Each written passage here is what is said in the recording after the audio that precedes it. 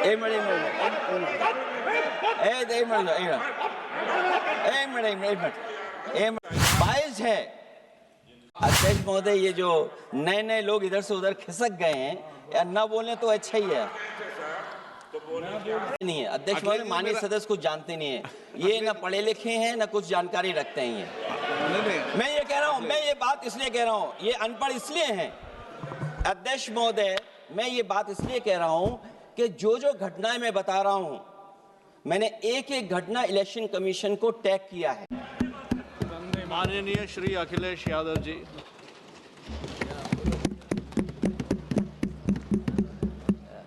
सभापति जी, मैं आपका धन्यवाद देता हूं कि इस महत्वपूर्ण विषय पे मुझे बोलने का आपने अवसर दिया, मौका दिया है। मैं सबसे पहले कांग्रेस पार्टी के नेता मनीष तिवारी जी, जिन्होंने बहुत विस्तार से ये बात रखी, जिन मूल्यों को लेकर के हमारे संविधान निर्माताओं ने इलेक्शन कमीशन को लेकर के जो गठन करने का काम किया कि हमारा लोकतंत्र कैसे मजबूत होगा, उस दिशा में जो बात उन्होंने रखी, मैं अपनी भावना और उनके विचार अपने विचारों से मैं जोड़ता हूं। मुझे खुशी है इस बात की कि सरकार ने इस बात पर चर्चा और मौका दिया हम सबको अपनी बात रखने का।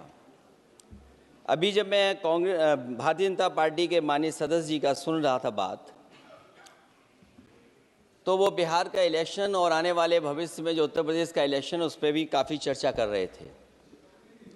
सभापति महोदय, मैं कुछ बातें ऐसी कहना चाहता हूं जो हम लोगों ने अपनी आंखों से देखा, और जिस इलेक्शन कमीशन से हमें ये उम्मीद थी कि निष्पक्ष काम होगा, निष्पक्ष कार्रवाई होगी, वो हमें कहीं देखने को नहीं मिली। मैं सबसे पहला उदाहरण ये देना चाहता हूं कि एक रामपुर का बाई इलेक्शन जो लोकसभा का हुआ, जब लोकसभा का चुनाव बाई इलेक्शन रामपुर का हो रहा था, तो भारतीय जनता पार्टी की सरकार के मुख्यमंत्री जी और पूरी भारतीय जनता पार्टी ने यह तय किया था कि समाजवादी पार्टी यहां से नहीं जीतेगी, यहां से भारतीय जनता पार्टी जीतेगी। और ये आशंका हम लोगों को थी कि हर तरीके से हम लोगों को दबाया जाएगा, हर तरीके से चुनाव में धांधली की जाएगी। और जिस समय चुनाव शुरू हुआ, वो चीजें हम लोगों को देखने को मिली। सभापति महोदय, वोटिंग के दिन, जिस दिन वोट पड़ रहा था, उस दिन हम लोगों ने देखा कि किस तरीके से पुलिस और पूरा प्रशासन इस बात पे लगा हुआ था कि कोई भी वोटर घर से न निकले। रामपुर का बाई इलेक्शन हमने ऐसा देखा जहां पर पूरा पुलिस प्रशासन, भारतीय जनता पार्टी की सरकार ये कोशिश में लगी थी कि मतदाता बाहर न निकले, और पहली बार भारतीय जनता पार्टी वहां से चुनाव लोकसभा का जीती। ये बाई इलेक्शन लोकसभा की बात कर रहा हूं मैं, और एक एक घटना की सूचना हम लोगों ने इलेक्शन कमीशन को दी है। एक एक घटना के पुलिस क्या कर रही है, पुलिस कहां बैरिकेडिंग लगाई है, पुलिस कहां रोक रही है, कौन पुलिस का अधिकारी कहां जा रहा है, डीएम क्या कर रहे हैं, कमिश्नर क्या कर रहे हैं। और उसके बावजूद भी इलेक्शन कमीशन ने एक भी किसी के खिलाफ कार्रवाई नहीं की। अध्यक्ष महोदय, जब हम ये बात समझ गए कि इलेक्शन कमीशन बायस्ड है, अध्यक्ष महोदय, ये जो नए नए लोग इधर से उधर खिसक गए हैं, या ना बोले तो अच्छा ही है। एक मिनट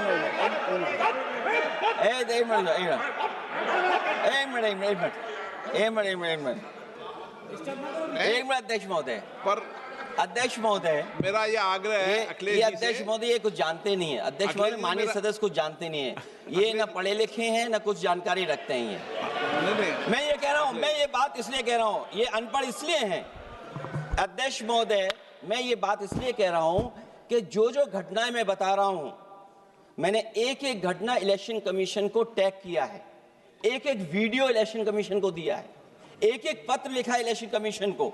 अगर एक भी कार्रवाई की हो तो मुझे बता दें, अगर ये जानते हो। और दूसरा, मैं अध्यक्ष महोदय, मैं दूसरा बताना चाहता हूं आपको। अध्यक्ष महोदय, चुनाव जीते जाते हैं, हारे जाते हैं, कभी कोई चुनाव जीतता है, कभी कोई चुनाव जीतता है। एक समय था जब हम लोग कांग्रेस पार्टी से लड़ते थे, और एक समय आ गया कि जब हम आपसे लड़ रहे हैं।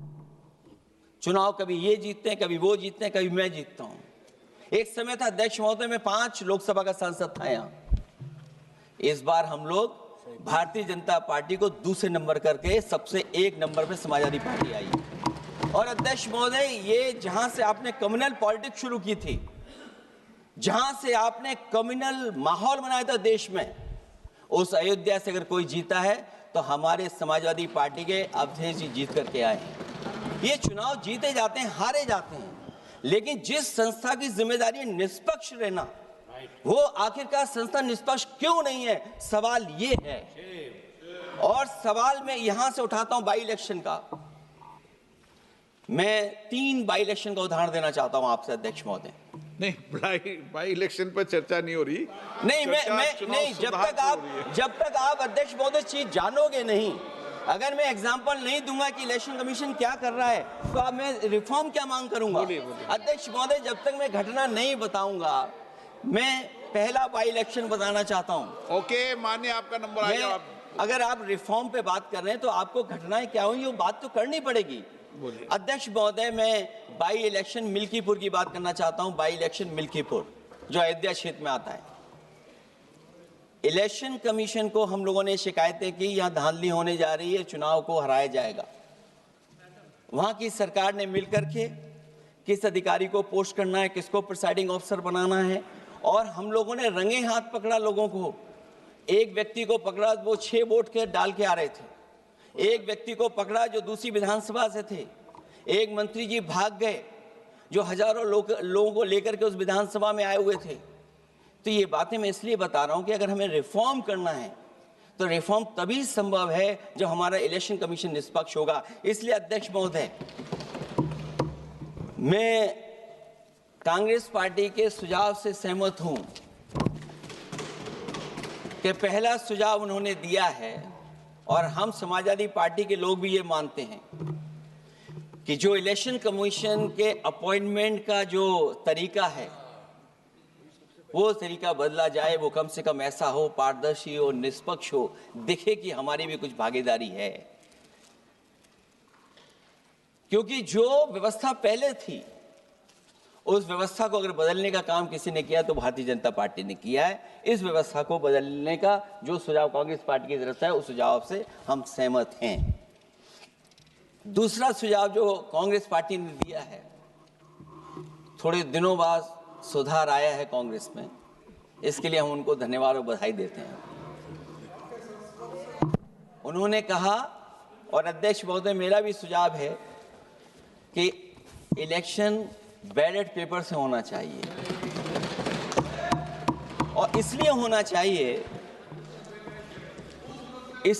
चाहिए कि बहुत प्रश्न लग रहे हैं, बहुत उंगली उठ रही है, इलेक्ट्रॉनिक चीजों पे बहुत सवाल खड़े हो रहे हैं, और केवल भारत के अंदर लोकतंत्र में नहीं, दुनिया के लोकतंत्र में।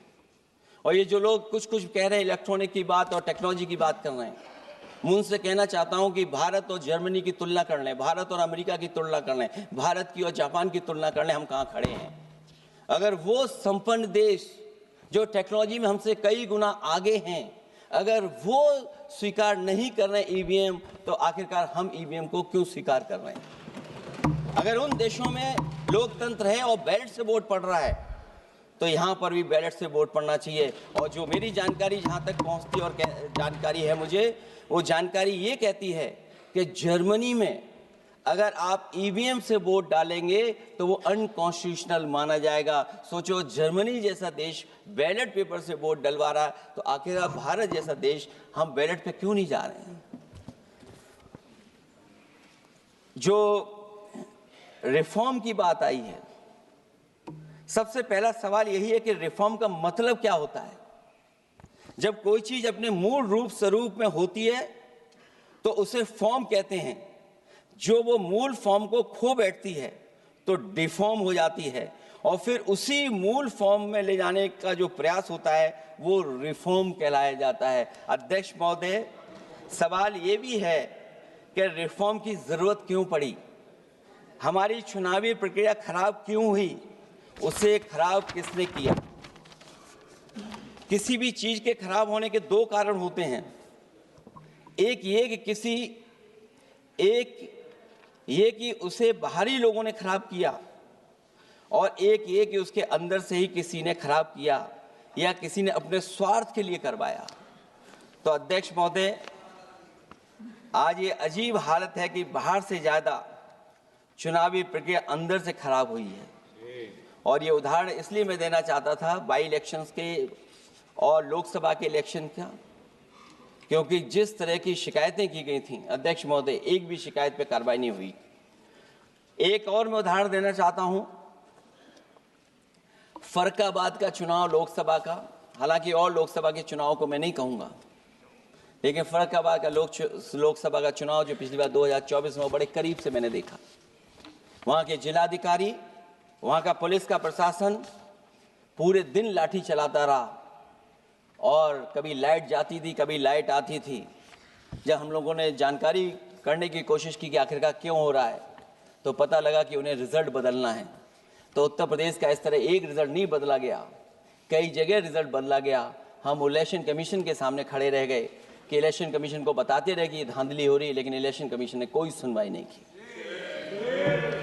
ये केवल लोकसभा में नहीं, मैं फिर लौट करके आता हूं, जितने भी बाई इलेक्शन हुए हैं वहां पर वोट चोरी अध्यक्ष नहीं हुई, वोट डकैती हुई है। और मैं फिर कहता हूं, जहां जहां आप लोग जीते हो बाई इलेक्शन में, अभी 27 भी आने वाला है, अगर एक भी लोग वो जो विधानसभा आप जीत करके दिखा देना, मैं on the floor of house कह रहा हूं अध्यक्ष महोदय, अगर निष्पक्ष चुनाव होगा तो एक भी भारतीय जनता पार्टी वहां पर सीट नहीं जीतने वाली है। दूसरा कि जो समय समय पर पैसा आ जाता है अकाउंट में, ये लोकतंत्र को सबसे ज्यादा कमजोर कर रहा है। 10,000 बिहार में बांट दिए। अभी सुना है कि बहुत सारी महिलाओं ने कई जिलों में आंदोलन किया है, वो 10,000 के वादे से मुकर रहे हैं लोग। और मुझे याद है कि जिस समय उत्तर प्रदेश में मैं फ्री मोबाइल देने जा रहा था, कैबिनेट से मैंने पॉलिसी पास की थी, लेकिन यही बीजेपी के लोग चिल्ला चिल्ला करके उसको कह रहे थे कि चुनाव को इन्फ्लुएंस करने के लिए ये पॉलिसी लेकर के आए हैं, ये बांटने जा रहे हैं, और उसको रोक लगवाने का काम इलेक्शन कमीशन से किसी ने किया था, तो वो भारतीय जनता पार्टी थी। तो एक तरफ तो अपना पैसा दे रहे हैं आप, दूसरी तरफ कोई जनता के लिए अगर कोई पॉलिसी लेकर के आ रहा है उसको रोकना चाहते हैं। ये भेदभाव अगर किसी ने देखा है तो हम लोगों ने देखा है। फिर तीसरा, हम चाहते हैं कि मीडिया का जो रोल है चुनाव में, कुछ बात हम लोगों को समझ में नहीं आती। हमारे जो गरीब मतदाता हैं वो कभी कभी अध्यक्ष महोदय हमसे पूछते हैं कि आप तो टीवी पे आते हैं और चले जाते हैं, कुछ लोग टीवी पे आते हैं फिर जाते ही नहीं हैं, ये कारण क्या है? अगर इलेक्शन के समय पर हम पॉलिटिकल पार्टीज को स्पेस अगर बराबर नहीं मिलेगा तो शायद चुनाव निष्पक्ष नहीं होंगे। इसलिए अध्यक्ष महोदय, आपके माध्यम से मेरा सुझाव ये भी है कि चाहे वो प्राइवेट हो चाहे सरकारी हो, मीडिया में बराबर का कहीं ना कहीं हम लोगों को भी स्पेस मिलना चाहिए। इधर एक नई चीज है, नया जमाना है, तो नई चीज है सोशल मीडिया। पहली बार देखने को मिल रहा है कि जहां पर इमेज बनाने के लिए पैसा नहीं खर्च किया जा रहा अध्यक्ष महोदय, दूसरे की इमेज कैसे खराब की जाए उसके लिए पैसा खर्च किया जाता है। जो नकारात्मक जितना कैंपेन है, मैं अध्यक्ष महोदय दावे के साथ कह सकता हूं, हमारे पास कोई एजेंसी नहीं है, कोई सोशल मीडिया टीम नहीं है जो हम नेगेटिव कैंपेन रन कराते हों, लेकिन भारतीय जनता पार्टी के पास हजारों ऐसे लोग हैं और हजारों करोड़ रुपए इस बात के लिए खर्च करते हैं कि नेगेटिव कैंपेन कैसे रन किया जाए। और जितना जितना चुनाव करीब आता है उतना सोशल मीडिया से लेकर के हर प्लेटफॉर्म पर नेगेटिव कैंपेन अगर कोई कर रहा है तो वो कर रहा है भारतीय जनता पार्टी के लोग। इलेक्टोरल बॉन्ड की तो बात हम इसलिए नहीं करना चाहते हैं क्योंकि हमें तो मिला ही नहीं कुछ। अध्यक्ष महोदय, क्या बात करूं मैं इलेक्टोरल बॉन्ड की? सबसे ज्यादा इलेक्टोरल बॉन्ड अगर किसी को मिले हैं तो सत्ता में बैठे हुए लोगों को मिले हैं। दूसरा कांग्रेस को मिला, कांग्रेस ही हमारे मित्र ऐसे कि हमें नहीं बताते कहां से मिलता है।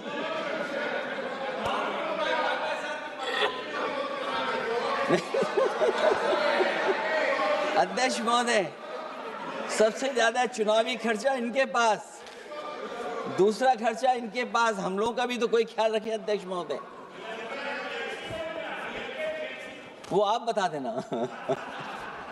तो ये जो इलेक्ट्रॉन बॉन्ड वाला जो खेल है अध्यक्ष महोदय, ये तो दिखाई देने वाला खेल है। उसमें सोचिए कहां हम लोग टिकेंगे, कहां रीजनल पार्टीज टिकेंगी।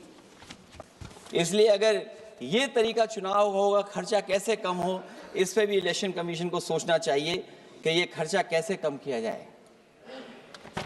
जहां तक एसआईआर की बात है, जो एसआईआर यूपी में चल रही है,